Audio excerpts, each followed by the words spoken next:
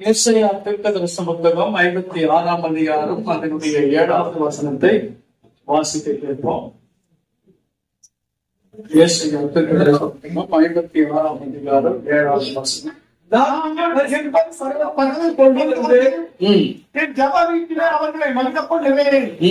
அவர்களுடைய சர்வாங்க கவனங்களும் அவருடைய வழிகளும் என் வரிமளத்தின் மேல் அங்கீகரிக்கப்பட்டிருக்கும். என்னுடைய வீடு சகல ஜனங்களுக்கு ஜப வீடு எனப்படும். எல்லாமே கவனிக்கிறீங்களா? நீங்க கவனிச்சீங்கன்னா நான் பிரசங்கம் பண்றேன். அல்லேலூயா. பேசுறது 5 நிமிஷம் தான் கவனிக்கணும். இயேசு கிட்ட 12 சீஷர்கள் இருந்தாங்க. 12 பேருக்கு விஷயத்த சொன்னாங்க. இந்த 12 பேரை 12 இடங்களுக்கு போய் சொன்னாங்க. அதனால கூட்டம் பெருசா இல்லை. நீங்க 4 பேர் இருந்தா கூட நீங்க 40 பேர் போய் சொல்லுங்க. ஆமென். இது பரிசுத்தமான ஸ்தலம். இந்த ஸ்தலத்துடைய பேர் என்ன? பரிசுத்தமான ஸ்தலம். இது என்ன பேரு?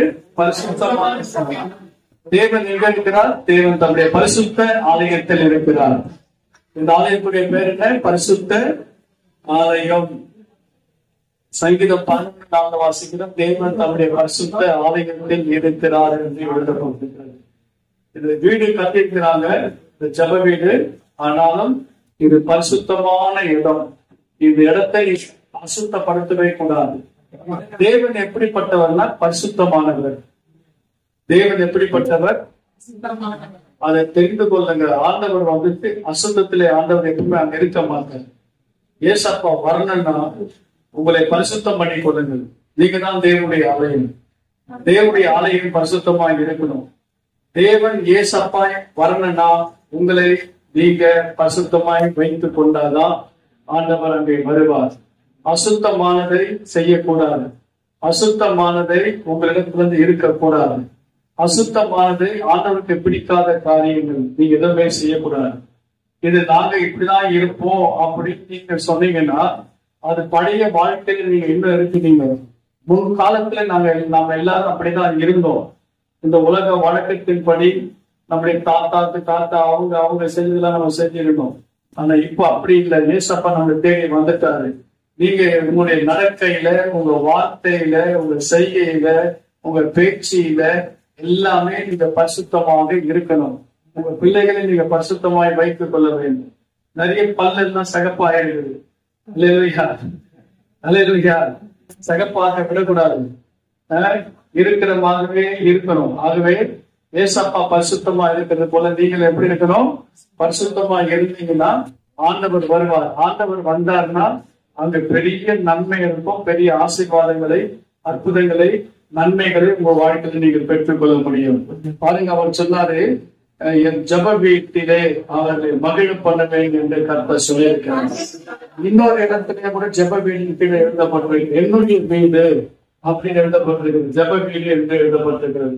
பாருங்க, என்னுடைய வீடுன்னு சொல்றாரு. இது யாருடைய வீடு? இது யாருமே சொந்தம் பாராட்டவே முடியாது. இது யாருக்கும் ஒரு ஆளுக்கு சொந்தம் கிடையாது.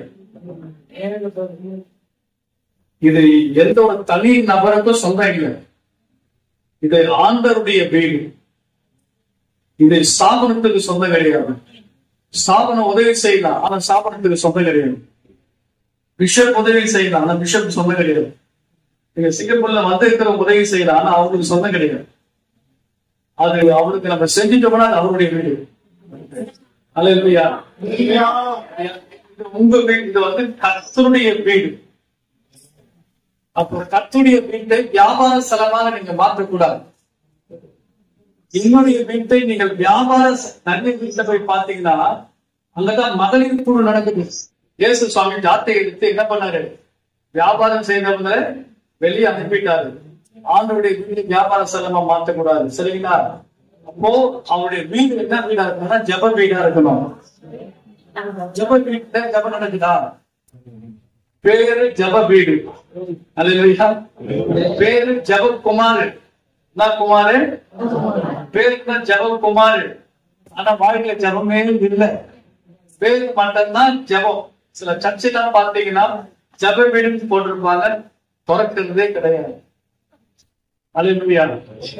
யாரோ வீட்டுக்கெல்லாம் போறோம், ஆனா அப்பா வீட்டுக்கு வர்றதுக்கு நம்ம அழுகுறோம்.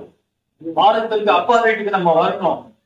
அங்கிள் வீடு, ஆண்டி வீடு, ஃப்ரெண்ட்ஸ் வீடு, அத்தை வீடு, அண்ணன் வீடு, அந்த வீடு, இந்த வீடு, எந்தெந்தோ வீட்டுக்கு நம்ம போறோம். ஆனால் ஆண்டவருடைய வீட்டுக்கு நம்ம வரணும். அவரை பார்க்கணும். அவர் மேல உங்களுக்கு ஆசை இருந்துச்சுன்னா உங்க பிரச்சனை போனா இங்க சபா வீட்டுக்கு நீங்க வந்து ஆகணும். அவருடைய வீட்டுல வர தங்களை மகிழ பண்ணுவார். சும்மா போக முடியாது. ஆசீர்வாதத்தோடு கர்த்தர் உங்களை அனுப்புவேன் என்று கர்த்தர் சொல்லி இருக்கிறார். அப்போ இந்த இடத்துல நீங்க வரப்போது துதி பலி, நன்றி பலி, ஸ்தோத்திர பலி செலுத்தணும். இங்க வரும்போது சும்மா வந்து உட்காந்துட்டு கையை கட்டி சும்மா முடியக்கூடாது. ஏதாவது கிடைக்குமான்னு நீங்க வரக்கூடாது. அல்லேலூயா. நீங்க ஆண்டவருக்கு ஸ்தோத்திரம் செய்யும்படி நீங்க எதற்காக ஆலயத்திற்கு போறீங்க? ஆண்டவருக்கு நன்றி செலுத்த போறேன். என் வியாபாரத்தை ஆண்டவர் ஆசீர்வதித்தாரு. நான் போன எல்லா இடங்களும் என்னோடு கூட ஆண்டவர் வந்தாரு, என்னை காப்பாற்றினாரு. அவருடைய ஆலயத்துல வந்து முழங்கால் பண்ணிட்டு ஆண்டவருக்கு நான் ஸ்தோத்திர பலி செலுத்துகிறேன்.